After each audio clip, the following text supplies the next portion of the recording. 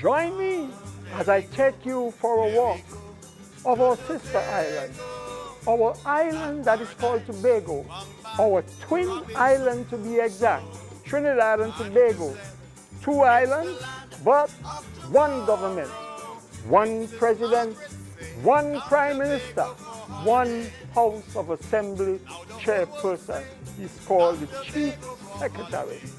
We have approximately 60 to 65,000 in population, beautiful landscapes, majestic beaches, exciting tourist sites, green hills and woody valleys, bird watching big times, scuba diving, scrumptious and innovative food. Come and eat. Guest houses and hotels comfortably put together so that you can come and rest. Beautiful people, beautiful people. Tourists call Tobago paradise. Trinidadians call Tobago little sister, but we call Tobago home. Come, come with us. Welcome to the most scenic island in all of the Caribbean. I say so because I experience it. Come, come, as we give you a taste of paradise. Welcome to beautiful Tobago. I'm here to take you on a beautiful sightseeing tour from the ANR International Airport, Crown Point, all through the village of Bonaccord, Canaan, onto Lowlands, up to Lambo, and then into Scarborough. Scarborough is the capital of Tobago, situated on the Atlantic side. We're going to leave from Scarborough and go up the hill to Fort King George, which is one of the most beautiful sites on the southwestern end of Tobago, overlooking also the Atlantic Ocean. You can see way up the Windward coastline and over the seacoast. Sometimes you see even into Trinidad when the tide is very low. I'd like to tell you a little bit about the Fort King George. Up here, you can see the cannons which were used in the days of war. Tobago, which many wars were fought over, changing hands 31 times between the Spanish, the French, the Dutch, the English, and it was eventually owned by the British. We eventually got our independence from the British, and then we got our republic. So Tobago is a very unique island, which I invite you to visit at any time.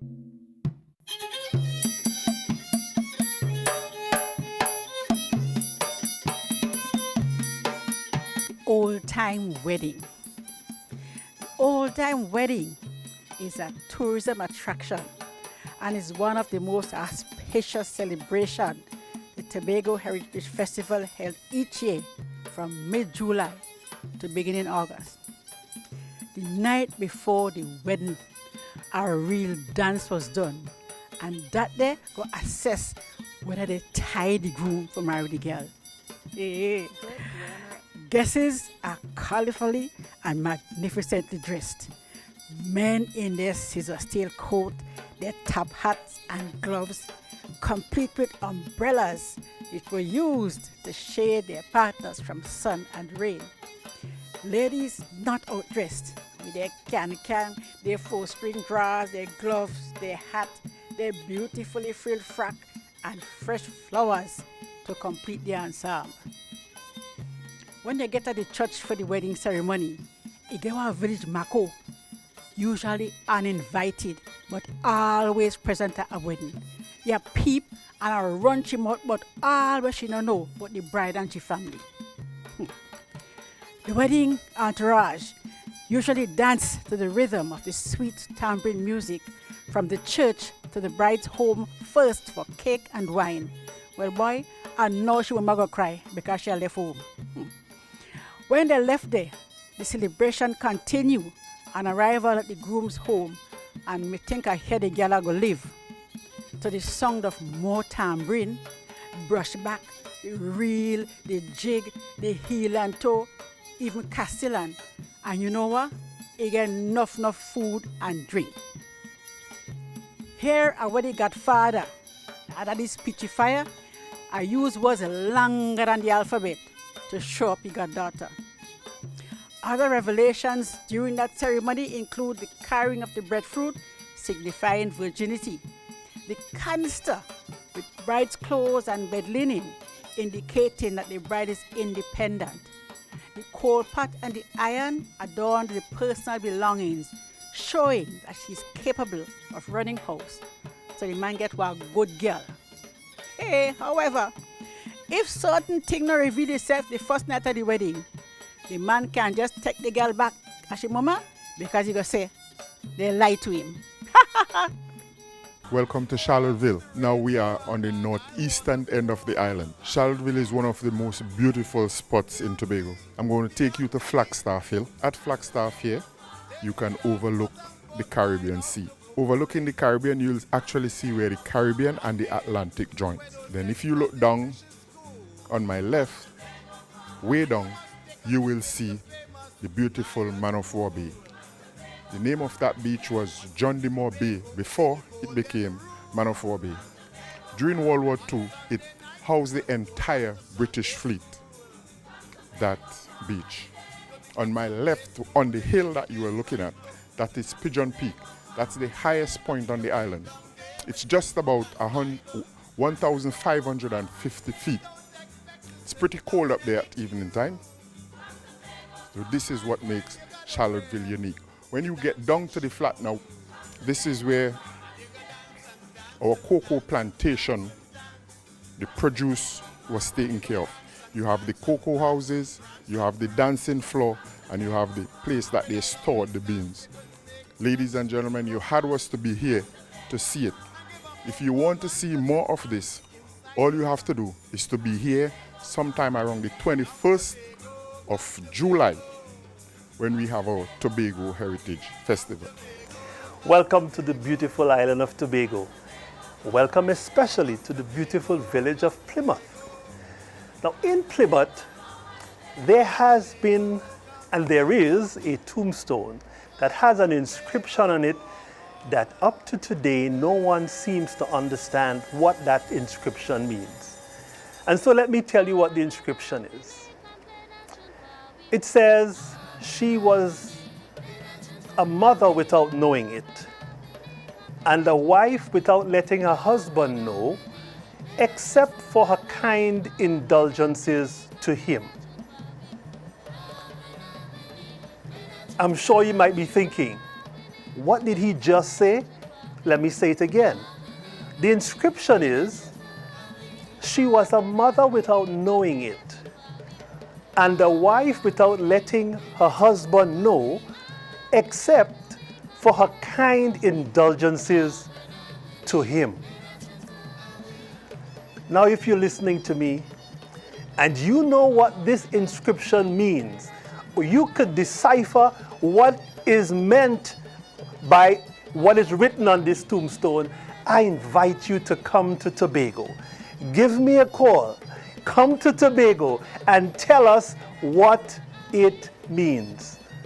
Welcome to Tobago. Around Easter time on the island of Tobago, there is a buzz. The atmosphere is filled with excitement as hundreds gather from across the island of Tobago and even Trinidad to witness the spectacular events of the goat and crab races.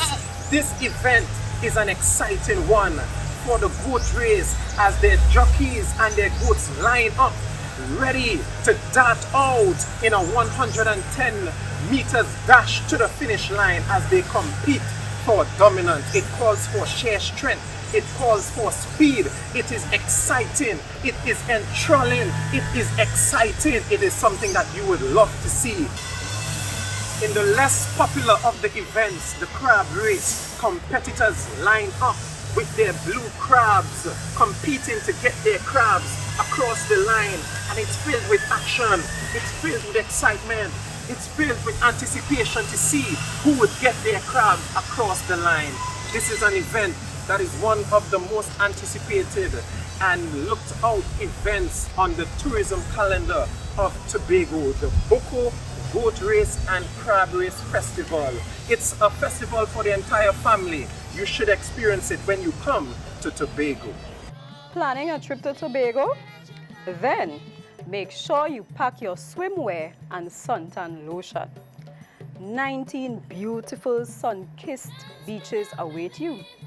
As your guide for these exciting aquatic adventures, I encourage you to please buckle up as we set out to visit some of the most popular beaches on the island. Store Bay. This is the island's most public beach. It is located in the southwest portion of Tobago, just 2 minutes walk from the International ANR Airport. One of the most popular beaches on the island is Pigeon Point. Located on the southwest of the island, this beach is ideal for families and children. Its beach is lined with coconut palms and sea grape trees.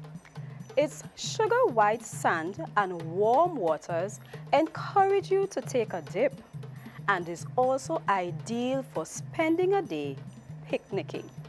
This beach is famous for water sports, food stalls, and craft booths, which keeps everyone entertained. As we travel along the leeward coast, we arrive at another popular beach, the Mount Irving Beach. This beach is shaped as a double horseshoe and is 800 meters long. Yes, you heard me right, 800 meters long. This beach is famous for surfing, water skiing, kite surfing, and snorkeling too. Grand Corland Bay, or usually referred to as Toto Beach, is a stretch of long yellow-brown sand which invites you to cool down a bit in its clear, sparkling water. During the months of March to August, this beach becomes a nature lover's paradise, as many people come to see the leatherback and hawk-billed turtles dig and lay their eggs. Englishman's Bay, located on the west leeward end of the island, has a mile-long U-shaped, yes I said U-shaped beach. Its deep aquamarine waters welcome snorkelers, scuba divers, and swimmers as they are serenaded by the squawks and whistles of wild parrots. Traveling further north, you arrive at Speyside and Blue Waters Bay.